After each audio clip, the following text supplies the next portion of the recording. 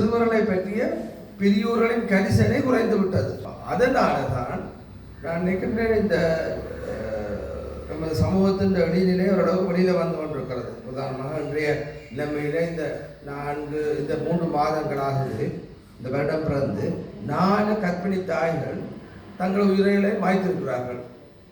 4 பெரும்பாலும் இந்த நெருப்பு ஊற்றி தங்களை அடித்துக் கொள்கிறார்கள். அந்த தாய்மார்களுக்கு 2 பிள்ளைகள் ஏற்கனவே இருக்குது.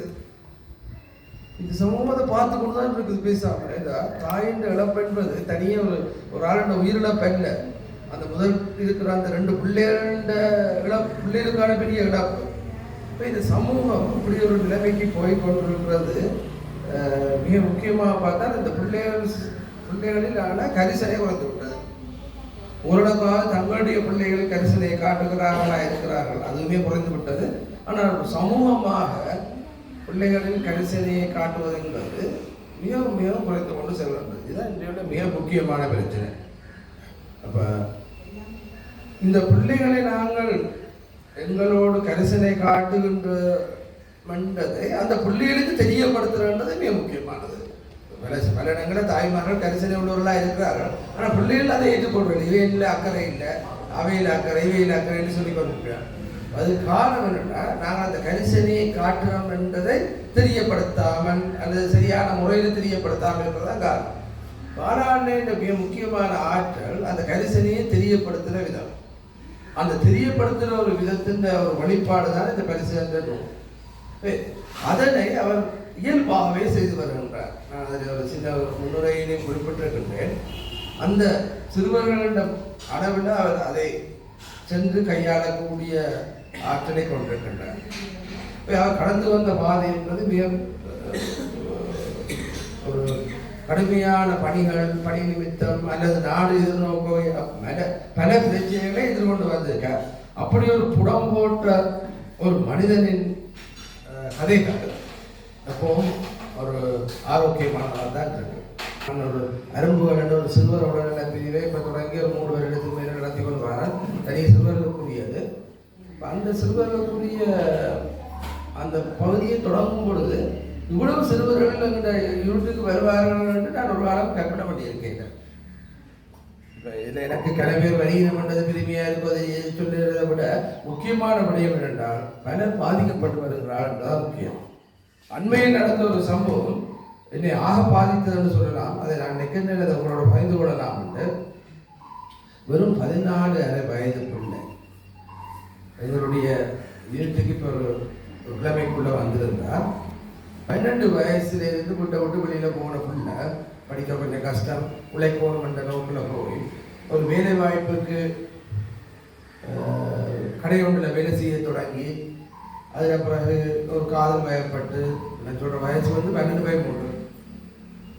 அதால் அந்த வருமானம் பத்தாது இன்னும் அதிகமாக உழைக்கணும் என்று ஒரு பாலியல் தொழிலாளியாக மாற்றப்பட்டு 1 வருடங்கள் அந்த சிறையில் அந்த அப்படியான ஒரு தொழிலை செய்து கொண்டு 1 வருடம் இருந்து இப்போ ஒரு அண்மையில் இந்த போன வருட கடைசியில் தான் மீட்கப்பட்டிருக்கிறார். அவர் மிக முக்கியமான விடயம் என்றால் அவருக்கு இந்த ஐஸ் போதைப் பொருளை அந்த நிலையத்தை நடந்தவர்கள் தொடர்ச்சியாக வழங்கியிருக்கிறார்கள். இப்போ இந்த பிள்ளைய மீட்கிறது என்றது ஒரு சாதாரண விடயம் அல்ல என்பதுதான். அந்த பிள்ளைக்கு பாதுகாப்பாக கொடுக்கலாம், மேலதிகமாக அப்படி ஒரு சம்பவம் நடைபெறாமல் தடுக்கலாமே ஒழிய அவர் அந்த பிள்ளையை அந்த பிரச்சனையிலிருந்து விடுவிக்கிறது என்பது மிகவும் கடினமானது. அப்படியான அளவுக்கு இந்த சமூகம் பிறழ்வாக போனதற்கு நான் நினைக்கிறேன் பெண் பிள்ளைகள் மீது இருந்த கரிசனை குறைந்து விட்டதும் போருக்கு பின்பு பல பிள்ளைகள் கைவிடப்பட்டவர்களாக போய்விட்டார்கள். சிலர் தாய்தப்பன் இருந்து கைவிடப்பட்டவர்களாக போய்விட்டார்கள். இரண்டால் சிறுவர் இல்லங்களில் அல்லது வேறு காப்பகங்களில் கொண்டு அந்த பிள்ளைகளை விடும் பொழுது அவர்கள் பாதிக்கப்படுறதுக்கான எதிர்நிலையும் அதிகரித்து காணப்படுகிறது. அடுத்தது பல சந்தர்ப்பங்களில் முந்தின மாதிரி ஆசிரியர்கள் தங்களுடைய பிள்ளைகளை தங்களுடைய சொந்த பிள்ளைகளாக பார்த்து எங்களை எல்லாம் அந்த காலத்தில் ஆசிரியர் மேல் வளர்த்த மாதிரி அல்லது கவனித்த மாதிரி அல்லது கல்வி கட்டி தந்த மாதிரி ஒரு விடயம் இப்பொழுது நன்றாக வந்தது. அடுத்தது இப்போ எல்லாமே ஒரு கிட்டத்தட்ட ஒரு மெக்கானிக்கலாக ஒரு பொறிமுறை சார்ந்ததாக ஒழிய அது மனிதநேயம் கலக்காத ஒரு பொறிமுறையாக மட்டும் நடைபெற்று கொண்டிருப்ப விளைவு தான் இது என்பதை நினைக்கின்றேன். அவை அந்த பிள்ளையை பார்த்த பொழுதும் அண்மையில் ஒரு பாடசாலையில் மௌனியான ஒரு 14 வயசு பிள்ளை 7 மாத கர்ப்பிணியாக அதுவும் எங்கள் கிளினிக்கு வந்திருந்தது. இவையெல்லாம் மிக பாதிக்கும். ரவீந்திரன் சொல்கிறபடியே மிக முக்கியமானது. நான் இந்த மண்ணில் போர் நிறைவேற்று இப்போ 16வது வருடம் வேலை செய்து கொண்டிருக்கின்றேன். அதுக்கு முன்பும் சில ஆனால் நான் நிற்கின்றேன் தொடர்ந்து இப்படியான பாதிப்புகளுக்குள்ளாக நடுக வேலை செய்ய இயலாது. அவை மிக முக்கியமான விடயம் ஒன்றில் விரைவில் ஓய்வு பெறணும் அல்லது ஓடணும். அதுதான் என்னுடைய கருத்தை சொல்லி வைக்கிறது. இதுக்கு ஒரு அளவு இல்லை. அளவு வந்து கடந்து போயிட்டு மேடம் நீங்கள் எப்படி ஒரு நிலையத்தை செய்தாலும் இப்போ நான் அண்மையில் டிரெக்டர்ஸ் மற்ற ஆர்டிஜஸ் என்னோட காய்ச்சல் இந்த தாய் என்ன பேறுகால மரணங்கள்.